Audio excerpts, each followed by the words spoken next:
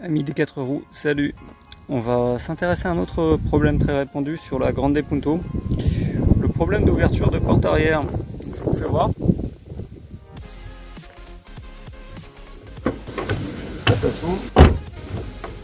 Bon, c'est souvent un coup dans le lecteur des cages, des fois ça s'ouvre pas du tout. Parfois il faut appuyer ici pour tirer la poignée. Voilà, donc on va démonter la garniture de porte pour voir.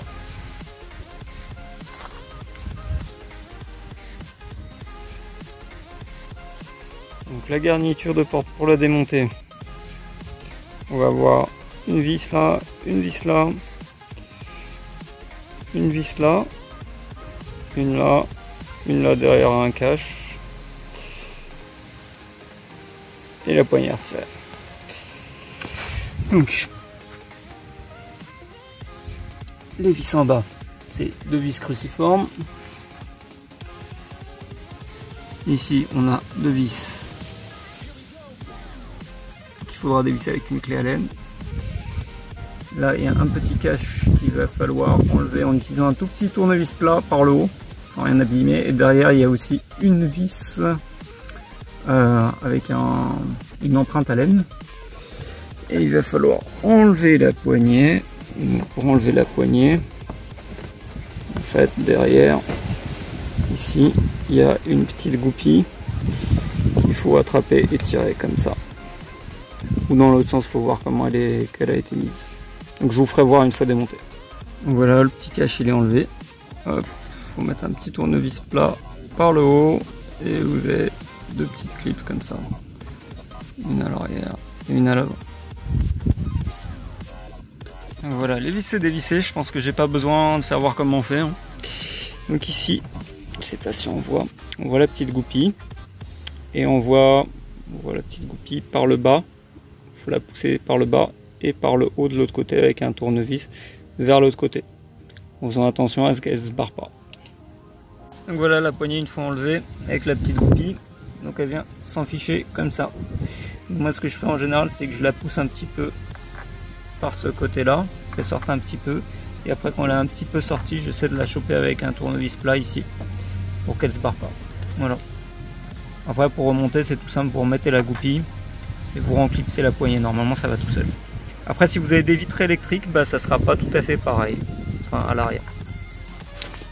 Bon, arrivé là, il va falloir défaire les clips. Donc moi j'ai un outil plat comme ça que je mets, et puis il faut tirer tout simplement petit à petit. Là. Je me place au niveau des clips et je tire. Il faut faire tout le tour comme ça. Voilà. Donc moi j'ai un outil comme ça exprès prévu pour. Si vous n'avez pas, bah vous pouvez utiliser un tournevis plat, mais vous risquez d'esquinter un petit peu la carrosserie. C'est mieux d'avoir ce type d'outil, voire un bout de plastique plat et large, pour éviter d'abîmer la carrosserie, et également de fondre le plastique. Donc quand vous déclipsez, vous pouvez voir à peu près où sont les clips et essayer de tirer au niveau des clips. Voilà, il y en a une qui a sauté, pour éviter de fendre le plastique. Donc là j'ai tout déclipsé. Maintenant il va falloir surélever la garniture et défaire le petit câble.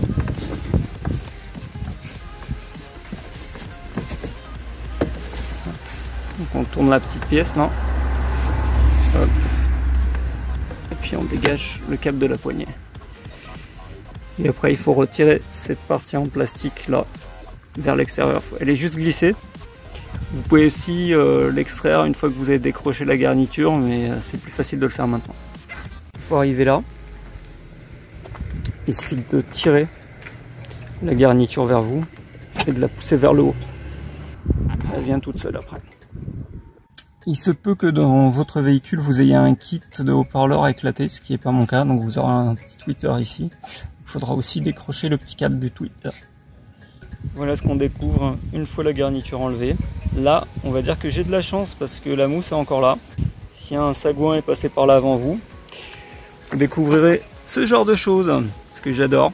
Il va falloir que je remette une petite mousse de l'autre côté. Voilà. Qu'il arrive que les clips restent sur le véhicule, voire qu'elles cassent, Celle-ci est foutue, il faudra que je la remplace. Il y en a une autre ici qui est restée sur la voiture. Celle-là, je vais la détacher, je vais pouvoir la récupérer.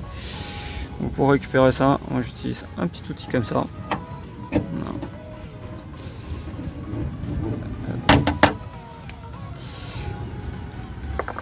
À savoir que vous pouvez aussi utiliser ce genre d'outil pour enlever la garniture. C'est peut-être même mieux d'ailleurs. Donc petit visuel d'Eclipse que vous voyez en bleu, sauf celui-ci qui est en noir parce que c'est celui qui est cassé, que j'ai remplacé par un Eclipse que j'avais en réserve. Donc voilà, ça vous aidera peut-être à démonter, à placer l'outil pour le démontage au bon endroit. Pour enlever la mousse sans la déchirer, elle est assez fragile, donc c'est facile de la foutre en l'air.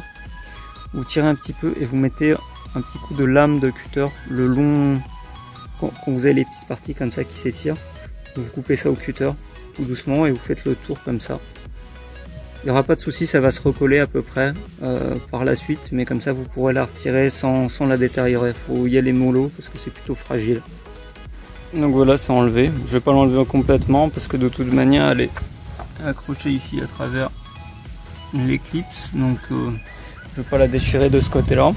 De ce côté-là, j'ai dû découper autour de l'Eclipse un petit peu au cutter, mais ça c'est pas très grave. Maintenant on va dévisser la petite pièce ici en plastique, donc il y a deux écrous de 10, une fois qu'elles sont dévissées, la pièce sort par ici. Voici la petite pièce en question, donc une fois dévissée ça sort sans difficulté. Prochaine étape, on dévisse la poignée, donc une vis ici, et une deuxième vis ici, donc là c'est du 13, et là c'est du 8, et après on sort la poignée par l'extérieur. Il va falloir utiliser une douille avec une petite rallonge. Une fois dévissée, normalement la poignée sort vers l'extérieur.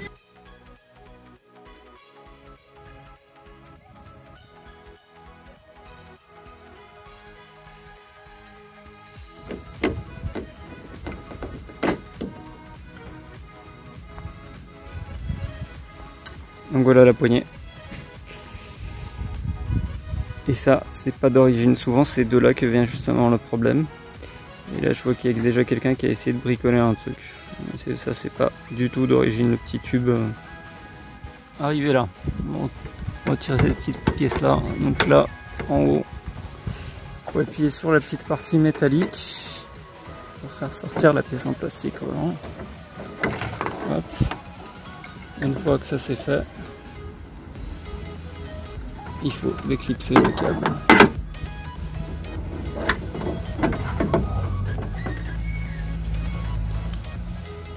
Voilà, donc ça c'est le mécanisme. Donc, petite analyse rapide du système. Quand vous appuyez sur la poignée, la petite pièce ici va vers le bas. Ce qui a pour effet d'appuyer ici et par levier de tirer le câble. Le plus souvent c'est le câble qui se détend, donc quand vous appuyez ça va pas assez loin pour décrocher la serrure. Sur certains véhicules il y a une partie en métal ici, ce qui n'est pas le cas. Donc la solution c'est soit de rajouter un petit truc ici pour être plus haut, soit de faire que le câble soit un petit peu plus haut, donc un petit peu plus tendu. Donc on a plusieurs solutions pour résoudre le problème. Donc on pourrait par exemple percer des trous ici et mettre un ou deux colliers de cette manière là pour rehausser un petit peu, ça serait une solution. On peut aussi rajouter une pièce par dessus, mais là j'ai pas d'idée. Et moi je pense que la solution que je vais retenir c'est la dernière, c'est mettre un serflex au bout du câble pour que ce soit le serflex qui repose ici et non le bout du câble, comme ça le câble sera un peu plus tendu. Donc, ma première idée était de tendre plus le câble. Le souci c'est qu'avec les colliers que j'ai, le collier a tendance à dépasser par là et du coup ça coince à l'intérieur de la porte.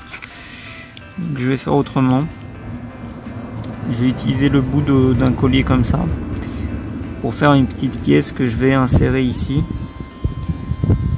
pour élever un petit peu le câble. Donc voilà, je vais juste reprendre le bout du collier que j'ai coupé ici pour pouvoir insérer dans le câble à l'intérieur. Voilà ce que ça donne une fois monté sur la pièce. Donc le collier peut pas se sauver, enfin pas le collier. Le câble ne peut pas se sauver vers le côté parce qu'il est maintenu par la pièce en plastique ici, et il peut pas se sauver vers l'avant parce que la coupe elle est du côté opposé. Donc c'est à peu près maintenu. Une fois que ce sera tondu, ça devrait bien tenir. Il ne reste plus qu'à tester. Donc on remet la pièce en place, les deux petites pièces ici, la pièce en haut. Il faut faire un petit peu pression vers le bas, tirer, et là c'est bien en place. Donc reste plus qu'à remettre la poignée, la revisser de l'autre côté, et puis on va tester. Donc on repose la poignée en sens inverse, on visse les deux petites vis, celle-là et l'autre. Moi j'ai un petit peu galéré pour remettre la poignée à cause du petit tube qui avait déjà été mis une première fois, sûrement par un précédent propriétaire, pour essayer de pallier au problème. Donc là on va pouvoir tester. Le moment de vérité.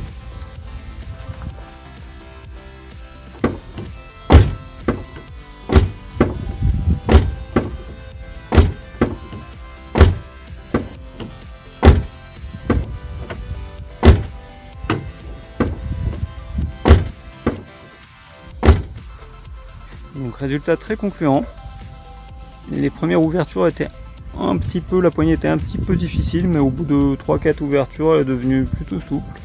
Et là, ça souffle très bien. Donc reste plus qu'à tout remonter dans le sens inverse. Moi, je vais encore m'occuper d'un petit détail qui est les fils des haut-parleurs, parce qu'ils ont été apparemment changés par le précédent propriétaire, mais bon, la connexion, ça laisse franchement à désirer. Donc je vais refaire ça avec une vraie soudure à l'étain, une petite gaine thermo, enfin au propre. Donc comme je l'avais dit, hein, pour remonter c'est dans le sens inverse, donc on reclipse, enfin, on repose la garniture en introduisant toute la partie, là il y a une espèce de rail qui va s'enficher dans la carrosserie. Donc là ça tient sur la partie haute. On n'oublie surtout pas de reclipser le câble. Si vous avez un petit peu de mal, vous pouvez le mettre avant de mettre en place la garniture. Moi je préfère procéder comme ça. Moi c'est vrai que je connais le système, donc c'est plus facile de le faire d'une main même sans le voir. Et par la suite, on regarde si les clips sont bien placés. Ici elles sont bien placées. On va pousser comme ça. Donc on fait de haut en bas. Donc on n'oublie pas, on en a 4 ici, 3 de l'autre côté. Donc on va faire, moi je vais faire un ici, après l'autre, et ainsi de suite jusqu'en bas. Puis revisser les vis. Donc là c'est remis. Pour bien remettre ça, n'hésitez pas, hein, quand vous êtes sûr d'être à l'endroit de la clip, n'hésitez pas de vous taper même avec le poing comme ça, pour que ça s'en fiche bien. Donc le petit moulinet magique qui vous permet de descendre les vitres à la vitesse que vous désirez, contrairement aux vitres électriques. Donc la petite clips, donc là la vitre est fermée, donc vous pouvez le mettre dans la position que vous voulez le voir quand la vitre est fermée. Donc, moi je pense que je vais le mettre comme ça, voilà. Ça me paraît bien. Je crois pas qu'il soit comme ça d'origine dans cette position là, je pense qu'il est vers le bas, mais moi comme ça me plaît bien. Donc vous avez vu, hein, avec le petit ressort il suffit juste de le pousser et puis maintenant il est bien fixé. 3 weeks later. On est plusieurs semaines après la réparation, donc très mauvaise nouvelle, en fait la réparation a fonctionné une journée. Donc le lendemain je voulais ouvrir la porte, une grosse surprise, elle ne s'ouvrait plus. Deuxième mauvaise surprise, j'avais mis la sécurité enfant, donc impossible de l'ouvrir depuis l'intérieur.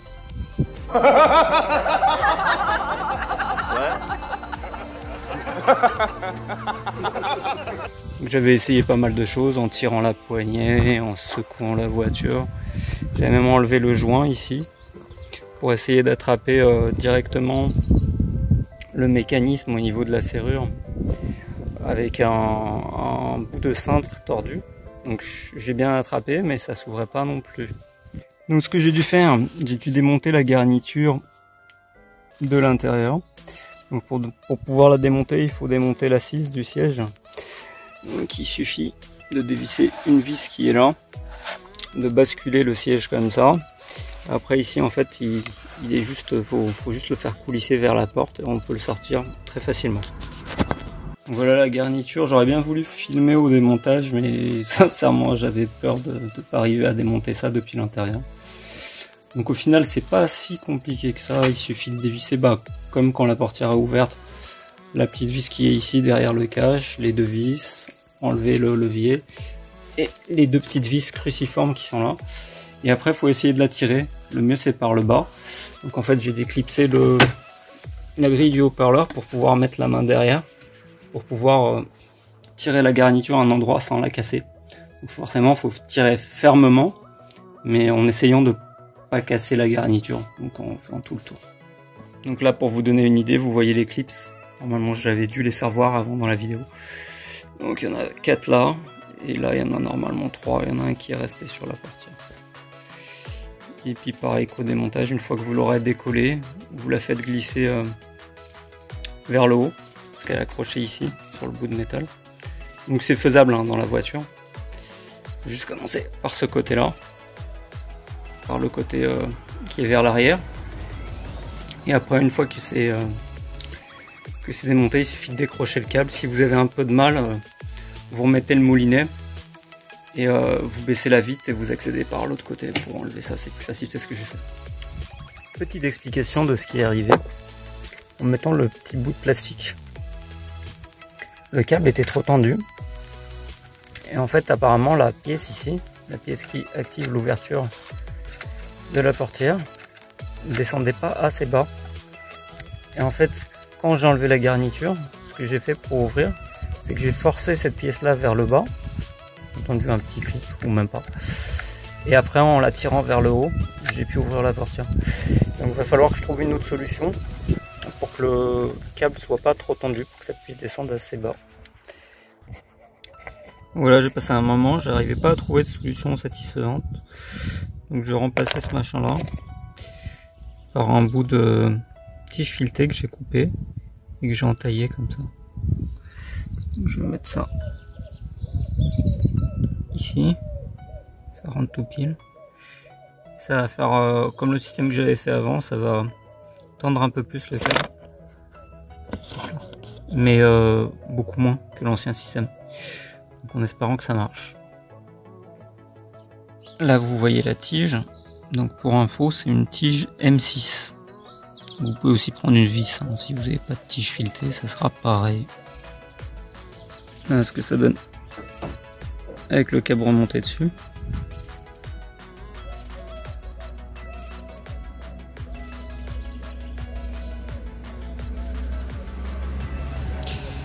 Plus qu'à remonter et à tester. Après avoir remonté, j'ai fait quelques essais et le câble me semblait un peu trop tendu. Donc j'ai raboté un petit peu la tige sur le haut.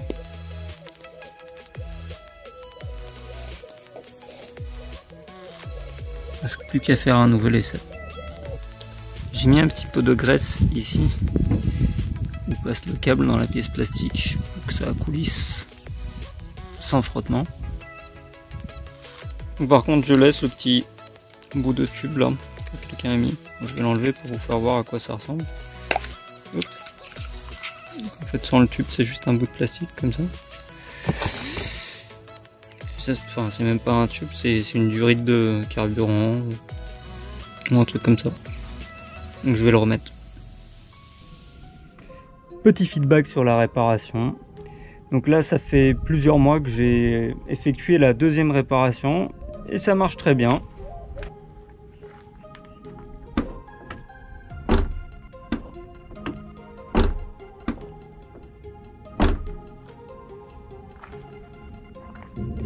Comme vous avez vu, faut pas tendre trop le câble, sinon vous allez au devant de problèmes comme moi. Donc si vous avez le problème de poignée arrière sur votre Grande Punto, vous saurez comment arranger ça. Pour info, le problème est surtout présent sur les Grande Punto avant 2009. À partir de 2009, les poignées et les serrures étaient différentes, donc je pense qu'ils ont amélioré quelque chose. Je sais pas quoi exactement. pour avoir eu des véhicules à partir de 2009, le problème n'était pas présent. Voilà, on arrive sur la fin de cette vidéo avec les quelques petites péripéties. J'espère que vous avez aimé, que ça aidera certains d'entre vous à résoudre leurs problèmes de poignée arrière sur la Grande Punto. Laissez-moi un petit pouce et n'oubliez pas de vous abonner à la chaîne pour ne pas rater mes prochaines vidéos. Allez, à plus!